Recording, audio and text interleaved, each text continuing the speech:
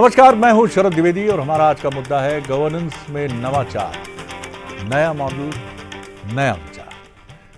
मध्य प्रदेश के मुख्यमंत्री डॉक्टर मोहन यादव एक ऐसे राजनेता हैं जो अपने कामों को लेकर बहुत ज़्यादा बढ़ चढ़कर बोलते हुए आपको इन 2.25 सालों में नज़र नहीं आए होंगे पब्लिक फोरम पर। उनकी बातें ये संगठन का असर है या ये उनकी खुद की सोच है कि आपने कम उनको मुट्ठियां भींच कर लहराते हुए सभा में कि हम ये करने जा रहे हैं और इसके पहले नहीं हुआ है, ये हमने कर दिया है, देखिए अब ऐसा मुख्यमंत्री है जो किसी भी ढिलाई को बर्दाश्त नहीं करता है। बड़े बड़े फैसले हो जाते हैं, 18 अधिकारियों के खिलाफ कार्रवाई हो चुकी है और ये मैसेज, ये सही बात है कि सिस्टम ढीठ हो जाता है कई बार, अच्छी बात नहीं है।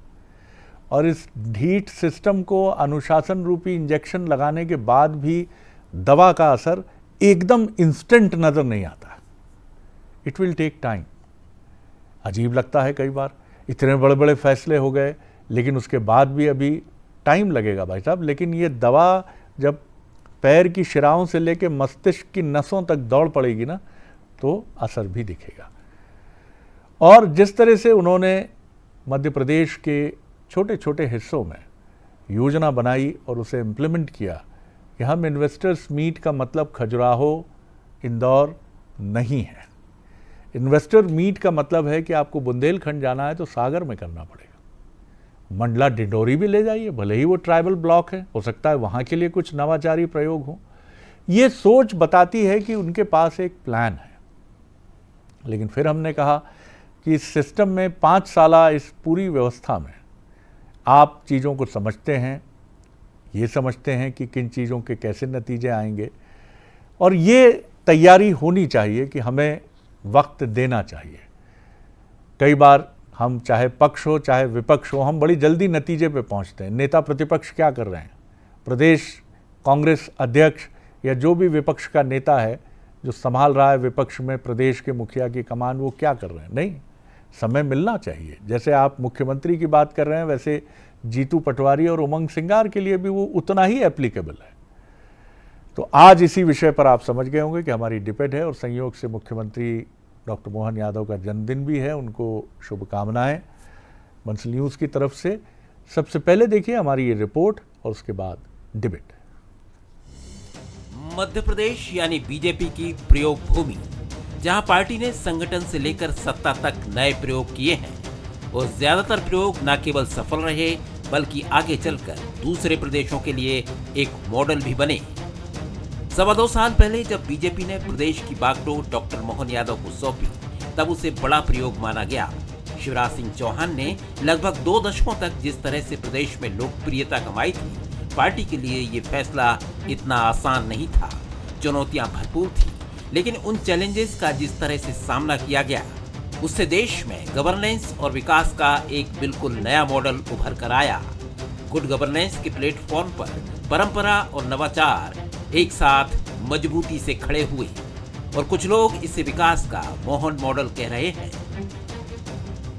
नवाचार तो जैसे हमने कहा कि सरलीकृत व्यवस्थाओं से जनता को लाभान्वित होने की परंपरा लगातार चलती रहेगी और हमने कई प्रयोग नई टेक्नोलॉजी को लागू करके भी किए। लगातार कई प्रकार के विभागों में कई सारे काम चल रहे हैं, लेकिन फिर भी उल्लेखनीय अगर आपने कहा तो हमने एक संकल्प लिया था कि हर हालत में नक्सलवादी मूवमेंट को ख़त्म करेंगे। मुझे संतोष है कि 2025 में हमने उसको टारगेट को अचीव किया। देश में समय समय पर विकास के कई मॉडल चर्चा में रहे। राष्ट्रीय राजनीति में गुजरात मॉडल की खूब चर्चा होती है, तो एमपी में छिंदवाड़ा मॉडल हमेशा बहस का मुद्दा रहा है। लेकिन बदली हुई परिस्थितियों में मोहन यादव ने जिस तरह से उनके डेवलपमेंट विजन में ब्यूरोक्रेसी को शामिल किया है, उसने प्रदेश में गवर्नेंस की एक नई लाइन खींची है। पिछले 2.25 साल के कार्यकाल में 18 आईएएस और आईपीएस कार्रवाई के दायरे में आए हैं। इसके बाद मजबूत तंत्र के जरिए परंपरा को छोड़े बिना नवाचार किए गए हैं। फिर चाहे वो निवेश का विकेंद्रीकरण कर उसे छोटे शहरों में ले जाने की बात हो या फिर राष्ट्रीय स्तर के बड़े प्रोजेक्ट्स के लिए प्रदेश में गुंजाइश ढूंढने की बात हो। हालांकि कांग्रेस का इस मॉडल पर अलग नजरिया है। जन्मदिन है उनका, हम सभी उनको शुभकामनाएं देते हैं। हमारे प्रदेश के मुख्यमंत्री हैं, बस उनसे एक ही चीज़ कहेंगे कि जन्मदिन पर एक संकल्प ले लें, व्यक्तित्व और कृतित्व का अंतर समाप्त करें। इतना ही जो कहा जाए वो करा जाए, सिर्फ कहा ना जाए, क्योंकि बहुत कुछ कहा गया है लेकिन ज़मीन पर कम उतरा है। आज का दिन उनके लिए शुभ हो, इसलिए अन्य बातें और कुछ नहीं कहा जाएगा। सिर्फ आज के दिन वो संकल्प ले लें कि मध्य प्रदेश ने उनको बहुत बड़ा मौका दिया है, तो मुझे लगता है उस बड़े दायित्व को उतने ही बड़े दृष्टिकोण और बड़े दिल से लोगों की अपेक्षाओं पर खरा उतरेंगे तो अच्छा लगता है। हमारी शुभकामनाएं। इस सारी बहस के बीच इतना तो तय है कि मध्य प्रदेश में कामकाज और विकास की नई लाइन खींची जा रही है, वो ये वक्त की जरूरत भी है। कहा जा सकता है कि बीजेपी की इस प्रयोग भूमि का ये प्रयोग भी आने वाले दिनों में दूसरों के लिए प्रेरणा बन सकता है। Bureau report, Bansal news. और यहाँ मैं अपने को रोक नहीं पा रहा हूँ कि कांग्रेस और उनके नेता की भी मुझे बहुत अच्छा लगा कि शुरुआत शुभकामना से और समापन भी शुभकामना से, कि जन्मदिन है, उनको शुभकामना है, प्रदेश के मुखिया हैं, लेकिन जो कह रहे हैं उसे पूरा करें। ये विपक्ष का अधिकार है कि जो घोषणाएं मुख्यमंत्री या उनकी सरकार की तरफ से हो रही हैं उस पर वो बिल्कुल एक निगरानी करने वाले निगरानीकर्ता दल के तौर पर बिल्कुल ध्यान दें। लेकिन कितनी शालीनता थी, और मध्य प्रदेश इसीलिए कई बार बहुत अच्छा लगता है। और ईश्वर करे कि कई बार हम अपने आसपास जिन चीज़ों को अड़ोस पड़ोस में होते हुए देखते हैं तो यही इच्छा होती है और यही विश मन में रहती है कि मध्य प्रदेश हमेशा ऐसा रहे। नहीं तो आपसे कहूँगा नहीं मैं, लेकिन आजकल कैसी प्रतिक्रियाएं मिलती हैं, कितनी होठ चेहरा कैसा विकृत हो जाता है जब आप कहते हैं अच्छा उनके बारे में बोल रहे हैं तो सुनिए। बहरहाल हमारे सवाल क्या है, बीजेपी ने अपनी प्रयोग भूमि मध्य प्रदेश में एक नया मॉडल खड़ा किया है। क्या गुड गवर्नेंस मुख्यमंत्री डॉक्टर मोहन यादव की सबसे बड़ी ताकत बनी है? क्या विकास का मोहन मॉडल दूसरे राज्यों के लिए मिसाल बनेगा? जब ये सारी बातें हो रही हैं तो ये बिल्कुल मत सोचिएगा कि इसमें कहीं समीक्षा की या समीक्षात्मक आलोचना की कोई जगह नहीं है। काम कितना भी अच्छा हो उसमें सुझाव और समालोचना, आलोचना नहीं बोल रहा हूँ मैं, समालोचना कि साहब ये ऐसे और बेहतर हो सकता है, और कहने का तरीका भी यही होता है। और विपक्ष भी मध्य प्रदेश में हमने देखा है कि ठीक है कुछ असर आते हैं, लेकिन चीज़ें और बेहतर होनी हैं। लेकिन वो और बेहतर तब होंगी जब हम मध्य प्रदेश, कांग्रेस, बीजेपी, मीडिया, हम भी इस नज़रिए से आगे बढ़ेंगे कि ये हमारा प्रदेश है। जो मेहमान हमारे साथ हैं उनसे मिलिए। मनोज सैनी हमारे एग्जीक्यूटिव एडिटर पॉलिटिकल अफेयर्स हमारे साथ हैं। मनोज स्वागत है। मौसम बिसेन है, युवा नेता, बीजेपी की स्पोक्स पर्सन और सदस्य हैं ओबीसी कल्याण आयोग की, उनका स्वागत है। और आनंद जाट जी हैं, युवा नेता और प्रवक्ता कांग्रेस के। उनकी चमकती आँखें और उनका चेहरे का पोस्चर मुझे पुरानी फिल्मों के अभिनेताओं की याद दिलाता है, उनका भी बहुत स्वागत आनंद जी। आज मैं थोड़ी सी, चूँकि विषय अलग तरह का, आनंद आपसे ही शुरुआत करता हूँ, फिर मनोज जी की तरफ आऊँगा। निश्चित तौर पर बड़ी अच्छी परंपरा है हमारे यहाँ कि आज भी पक्ष और विपक्ष के बीच में अपवाद जरूर होंगे, लेकिन कड़वाहट का वो दौर हम नहीं देखते। निश्चित तौर पर आप समीक्षा करने का अधिकार है, ऑडिटिंग का आपका अधिकार है, और वो हमेशा रहेगा, तभी मध्य प्रदेश आगे बढ़ेगा। कैसे देखते हैं कि गुड गवर्नेंस के लिए लगातार अधिकारियों पर एक्शन, कार्रवाई और उम्मीद ज़रूर बनी है, हमेशा बनी रहेगी कि इसके नतीजे देखने को मिलेंगे? जी आनंद जी। सर्वप्रथम तो मध्य प्रदेश के मुख्यमंत्री डॉक्टर मोहन यादव जी को मेरी पार्टी की तरफ से, मेरी ओर से जन्मदिन की हार्दिक शुभकामनाएं। गोरख पांडे जी की एक कविता है, राजा बोला रात है, रानी बोली रात है, मंत्री बोला रात है, संतरी बोला रात है, पर यह सुबह सुबह की बात है। पहली बार मध्य प्रदेश में पुलिस पर यह आरोप लगे हैं कि वो उगाही कर रही है, वो हवाला के पैसे जो कहीं जब्त किए जाने थे उसमें अपना हिस्सा देख रही है। पहली बार मध्य प्रदेश की राजधानी, चूंकि मध्य प्रदेश के चारों तरफ भाजपा शासित राज्य हैं तो परिवहन की कोई गुंजाइश नहीं होनी चाहिए, वहां 26 टन गोमांस भोपाल राजधानी में पकड़ा गया। ये मोहन यादव जी के कार्यकाल में हुआ। मध्य प्रदेश में ही टट्टी पेशाब का गंदा पानी पिलाकर 35 हिंदुओं की जान चली गई। ये भी मोहन यादव जी के कार्यकाल में याद रखा जाएगा। ठीक इसी तरह से छिंदवाड़ा में 25 बच्चों की जहरीले कफ सिरप से जान चली गई। मन तो मेरा भी करता है कि झूम नाचू गाँव में और 2 सालों की जो बरसी है उसे भी मैं मनाऊं, लेकिन मध्य प्रदेश की कहानी कुछ और है। मक्का के किसान मुंह ताकते रह गए, जबकि अमित शाह जी, नितिन गडकरी जी, शिवराज चौहान जी, सारे लोग कह रहे थे कि मक्का खरीदी जाएगी और मक्का का उत्पादन जो है वो बढ़ना चाहिए, तीसरी फसल के तौर पर हम इसे देखेंगे। लेकिन किसान मुंह ताकता रह गया और समर्थन मूल्य पर जो कर्नाटक है, तेलंगाना है, वहां पर मक्का खरीदी गई, लेकिन मध्य प्रदेश में नहीं खरीदी गई। तो किसानों में इस बात का असंतोष है, भर्तियों में देरी है। लेकिन ये आपका जो पैकेज है, इससे भी मैं बहुत ज्यादा तारुफ रखता हूं और समर्थन करता हूं कि 2 साल का वक्त जो है बहुत थोड़ा है। इस थोड़े वक्त में जो किया जा सकता है उस पर हमें फोकस करना चाहिए। तो क्या हम किसानों के असंतोष को दूर नहीं कर सकते? अगर मुख्यमंत्री जी तक मेरी बात पहुंचे तो उन्हें मैं ये गुजारिश करूंगा कि वे आज अपने जन्मदिन पर कम से कम किसानों की सुने, कम से कम मध्य प्रदेश के युवाओं की सुने। क्योंकि जब 2023 का चुनाव था तो शिवराज चौहान जी मध्य प्रदेश के मुख्यमंत्री थे और वो कह रहे थे कि 15 अगस्त 2023 तक 1 लाख युवाओं को हम सरकारी नौकरी दे देंगे। वो नहीं दे पाए, लेकिन कम से कम जो 1.5-2 लाख पद खाली पड़े हैं, वहां पर मध्य प्रदेश के युवाओं की जो पूरी एक पीढ़ी पिछले 20-25 सालों में बर्बाद हो गई है, कम से कम आने वाली पीढ़ी का भविष्य सुधार लीजिए। लौटता हूँ जी जी जी। आनंद जी, आप एक ऐसे राजनेता हैं जो सुपठित हैं और जिनके पास अपनी भाषा है। मैं किसी पर आपत्ति बिल्कुल नहीं उठा रहा हूँ, आप इसको इस रूप में मत देखिएगा, लेकिन आपके 2 शब्दों पर मैं ठिठका। एक शब्द था कि 35 हिंदुओं की मृत्यु हो गई। मेरे ख्याल से हम सब भारतवासी हैं और कम से कम जो भी दुर्घटना, हादसा, लापरवाही इसका शिकार हुए जो व्यक्ति हैं वो भारत के नागरिक हैं और ये दुर्भाग्यपूर्ण है।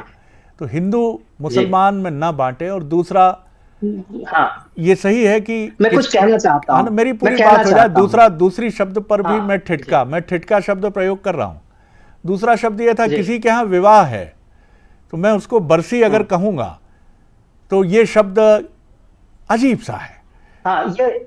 इसके लिए मैं क्षमा प्रार्थी हूँ, ये शब्द नहीं आना चाहिए था जी। मैं क्षमा प्रार्थी हूँ। उनका जन्मदिन की वर्षगांठ है, उसके लिए शुभकामनाएं। मैं दूसरी बात कह रहा हूँ जो आपने कही कि प्रश्न ये नहीं है कि किसकी जान चली गई, क्या हादसा हो गया।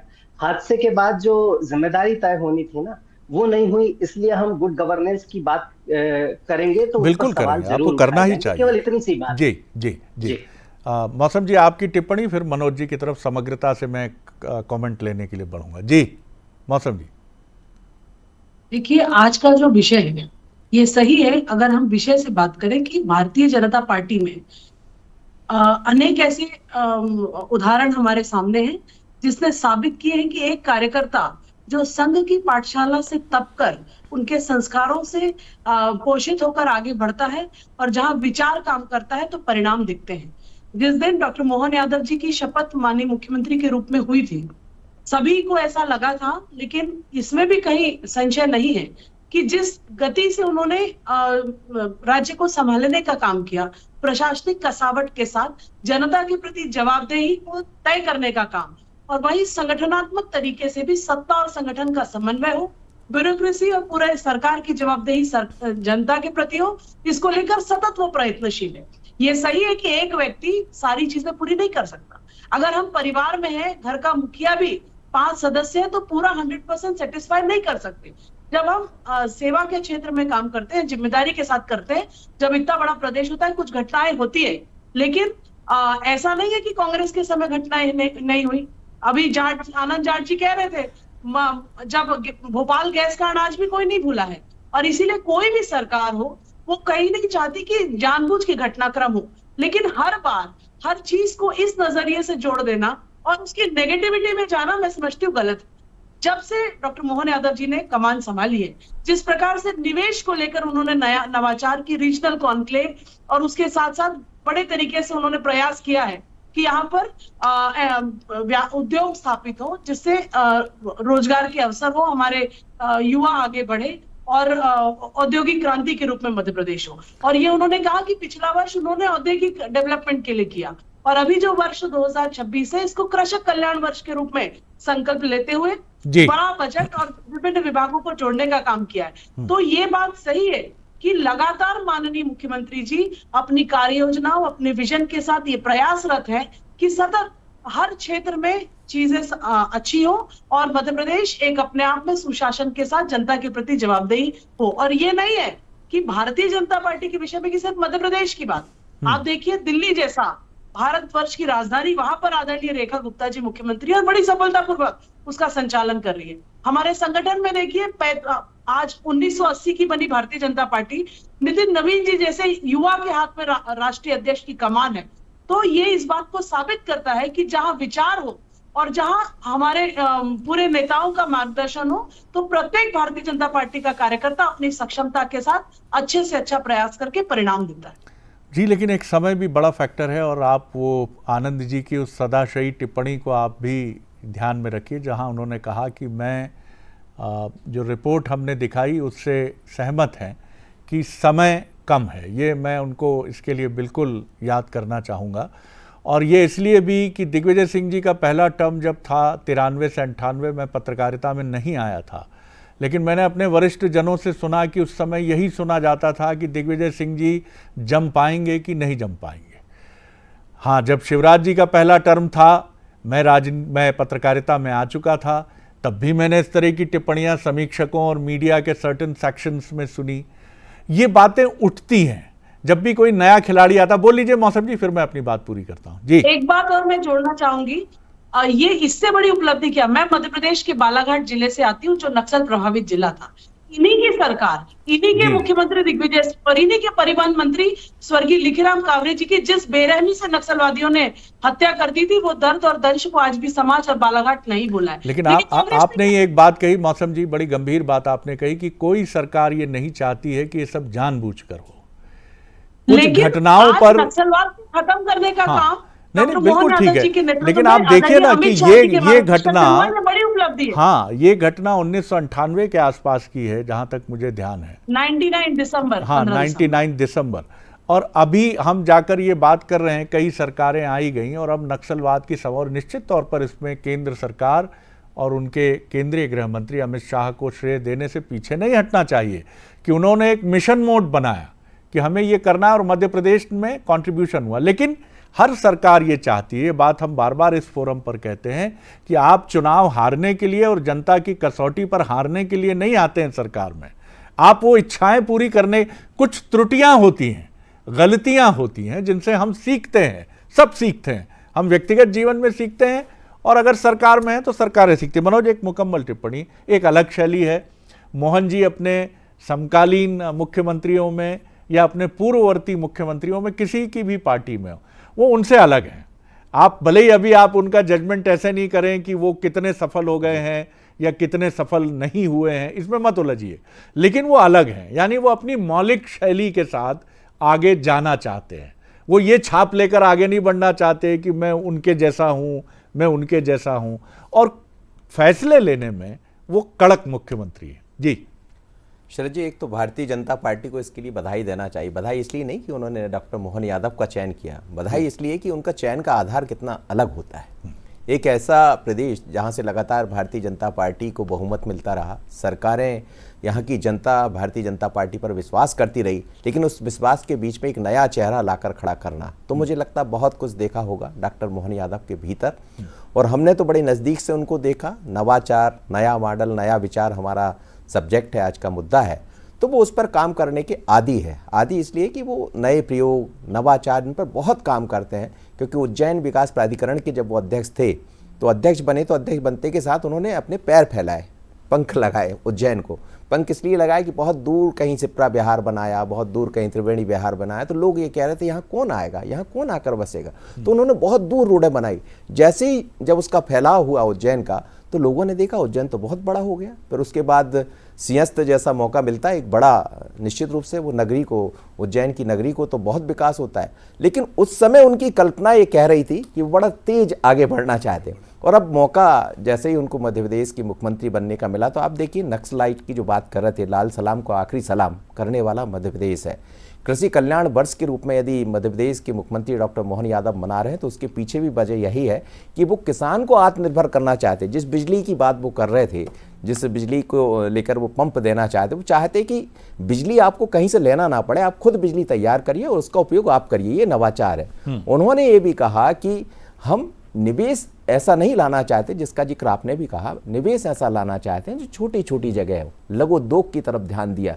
तो मुझे लगता है कि एक बहुत अलग तरह का विचार लेकर आगे बढ़े। ये बात सच है कि वक्त बहुत कम है 2 साल का, लेकिन 2 साल में जिस तरह उन्होंने मध्य प्रदेश को एक नई लाइन या नए विचार की तरफ बढ़ाया है, तो मुझे लगता है लाइन अभी तो ठीक दिखाई दे रही, लेकिन स्वाभाविक है कि विपक्ष है तो उसका अपना काम है। वो जब भी उनको समय मिले तो वो अपनी आंखें उनको दिखाएं, उनको बताए, ताकि और बेहतर वो कर सके। लेकिन जिस तरह उनकी चीज़ें आगे दिखाई दे रही, मुझे लगता है कि आने वाले 2-3 साल में और अलग तरह का एक मध्य प्रदेश दिखाई देगा। चलिए, आप सभी का बहुत धन्यवाद। हम फिर